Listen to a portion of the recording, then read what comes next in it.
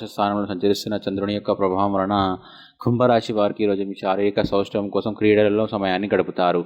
డబ్బు విలువ మీకు తెలియదు, కానీ ఈరోజు మీరు డబ్బు యొక్క విలువను తెలుసుకుంటారు. అలాగే మీ అవసరాలకు కావాల్సిన మొత్తం మీకు మీ చేతికి అందదు. అలాగే ఈరోజు మీ తల్లిదండ్రుల ఆరోగ్యం గురించి ఆతృతలకు కారణం కావచ్చు. మీ భాగస్వామి ప్రేమ మీకోసం నిజంగా ఆత్మికమని ఈరోజు మీరు తెలుసుకుంటారు. మీ పనిలో పెద్ద నిర్ణయం తీసుకోవాలని ఉంటుంది. ఇంకా సమయానికి తగినట్లు చురుకుగా స్పందించడంతో మీకు అందరిలో మీపై చేయి వస్తుంది.